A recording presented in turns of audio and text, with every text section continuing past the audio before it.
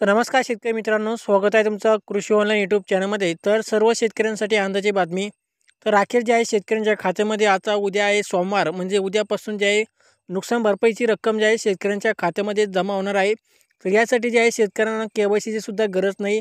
जे आहे farmer I डीच्या माध्यमातून जे आहे शेतकऱ्यांना जे आहे नुकसान भरपाईची मदत या ठिकाणी वितरित करण्यात येणार आहे। तर शेतकरी मित्रांनो, जवळजवळ 846 कोटी रुपये या ठिकाणी शेतकऱ्यांना मदत या ठिकाणी शेतकऱ्यांच्या खात्यामध्ये जमा होणार आहे आणि 8 लाख शेतकऱ्यांना याचा लाभ या ठिकाणी मिळणार आहे। तर शेतकरी मित्रांनो, जी आहे ही जी रक्कम मिळणार आहे ती 18,000 रुपये हेक्टरी या ठिकाणी मिळणार आहे। तर आता सप्टेंबर 2025 मध्ये झालेल्या अतिवृष्टी आणि पुरामुळे जिल्ह्यातील शेती पिकांचे मोठ्या प्रमाणामध्ये नुकसान झाले होते।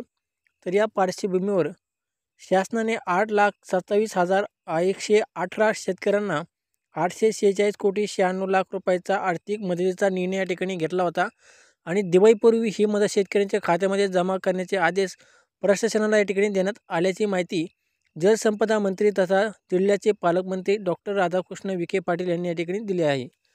तर सप्टेंबर महिन्यात जे अतिवृष्टीमुळे जे शेतकऱ्यांचे जे पिकांचे नुकसान झाले होते, तर त्याची नुकसान भरपाई जी आहे शेतकऱ्यांना आता या ठिकाणी उद्या, म्हणजे उद्या आहे सोमवार, म्हणजे 20 ऑक्टोबरपासून जे आहे या नुकसान भरपाईचे वाटप जे आहे दिवाळीच्या मुहूर्तावर शेतकऱ्यांना या ठिकाणी मिळणार आहे।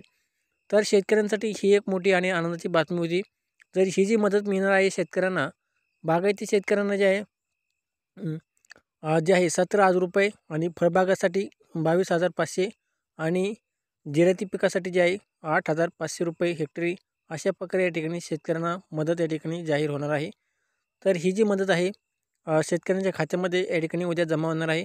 त्यामध्ये नगर जिल्हा, आल्यानगर जिल्हा, पाथर्डी, जामखेड, श्रीरामपूर, नेवासा, संगमनेर, कोपरगाव या भागामधील शेतकऱ्यांना जे आहे उद्याच्याला नुकसान भरपाईची रक्कम या ठिकाणी जमा होईल। तर शेतकरी मित्रांनो, धन्यवाद।